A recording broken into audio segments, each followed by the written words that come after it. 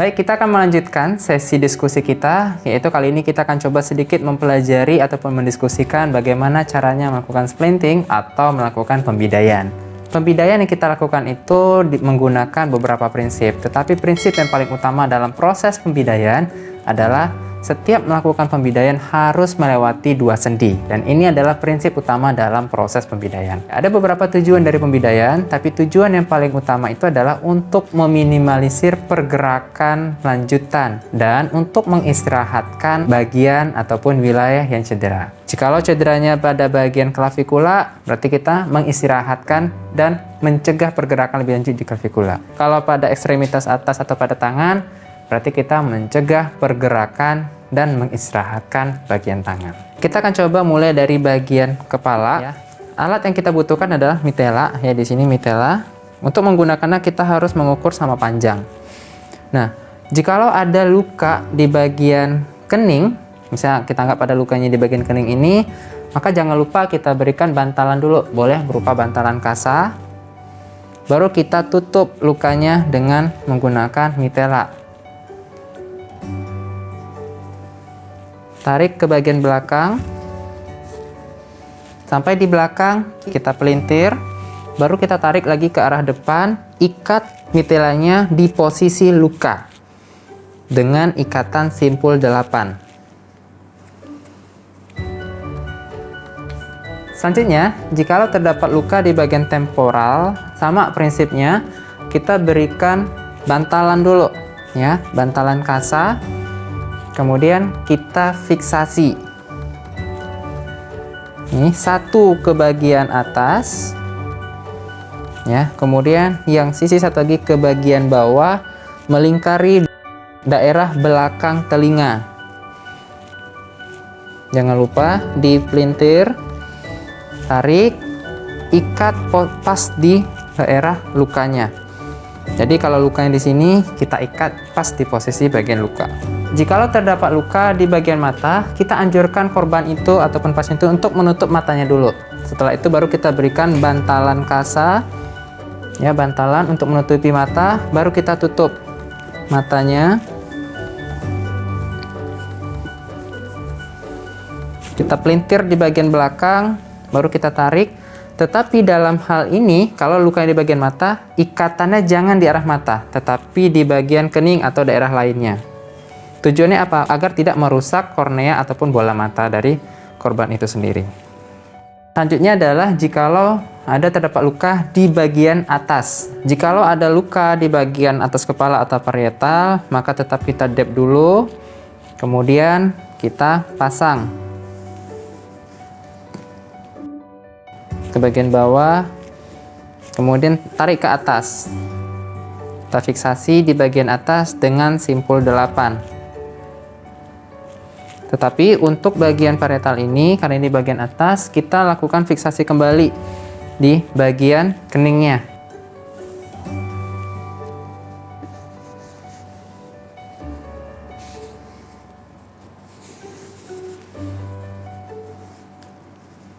Lakukan simpul 8 di bagian belakang kepala.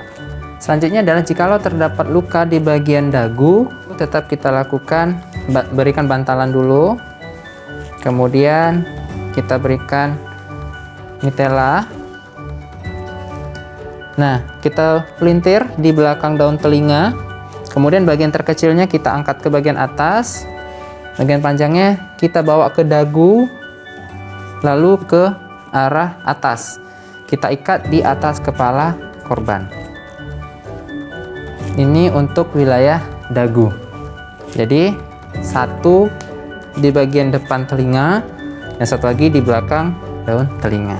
Jikalau terdapat luka di bagian belakang kepala, tetap kita lakukan pemberian bantalan, kemudian kita tutup dengan mitela yang bawahnya saja kita lipat.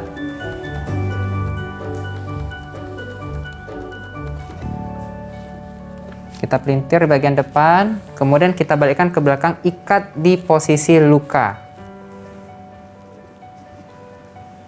dengan posisi simpul 8. Baik, ya kita akan melakukan contoh pembidaian pada bagian tangan.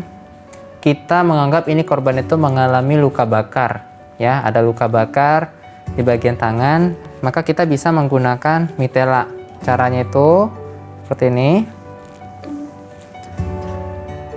Kemudian bagian bawahnya ini kita agak tekuk, baru kita lakukan perlipatan.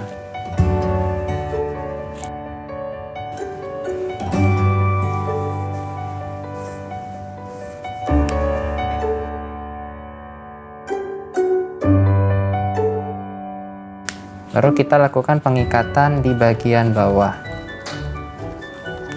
Nah, ini adalah fiksasi sementara.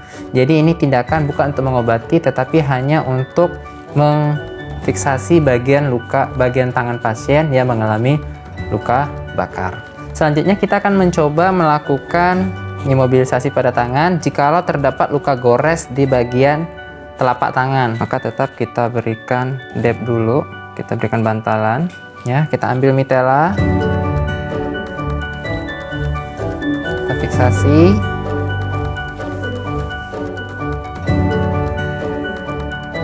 ikat dengan simpul biasa dulu di bagian atas, ya, di bagian lukanya.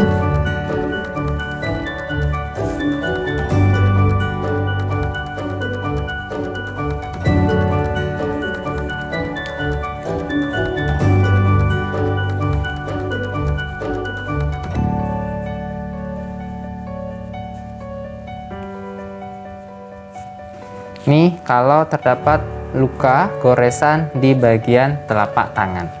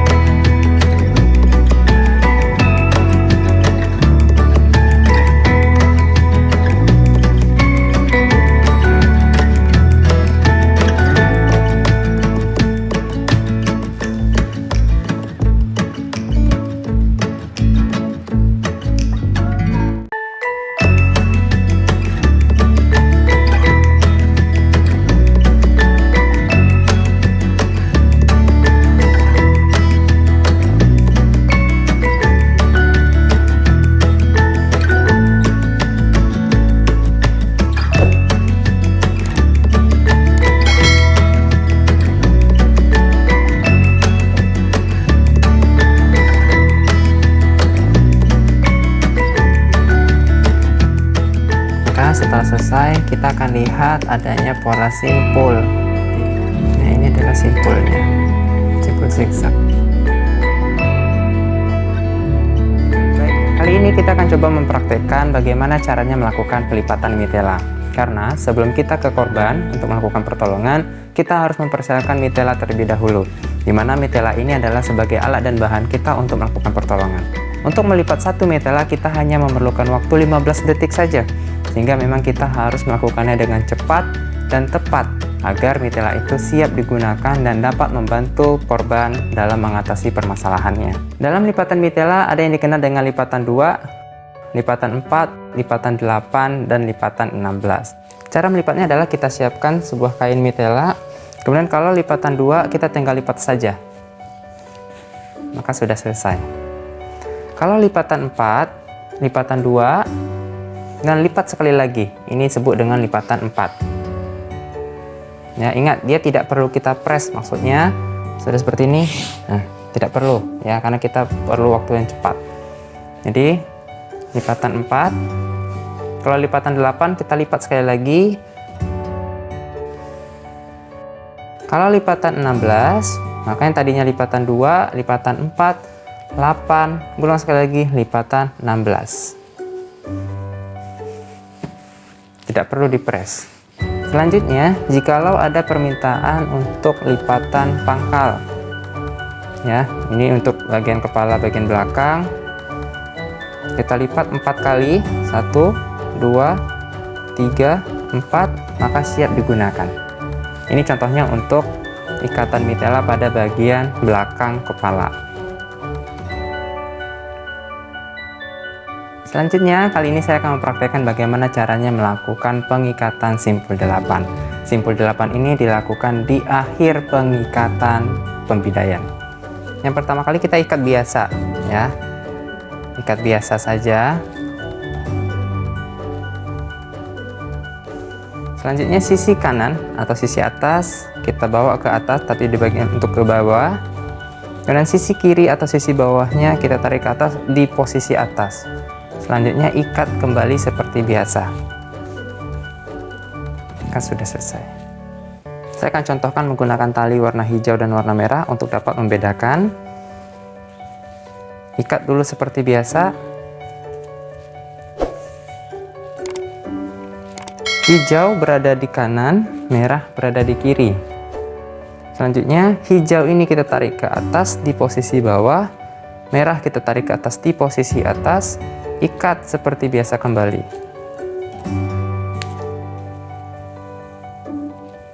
Nah, simpul 8 telah selesai. Yang terlihat adalah merah akan ketemu merah lagi, hijau akan ketemu hijau lagi. Ini disebut dengan simpul 8. Baik, demikian tadi tindakan simulasi pembidaian. Semoga dapat diaplikasikan dan dapat dipahami dengan maksimal. Terima kasih atas perhatiannya. Jangan lupa like, share, subscribe di channel YouTube saya. Terima kasih. Assalamualaikum warahmatullahi wabarakatuh.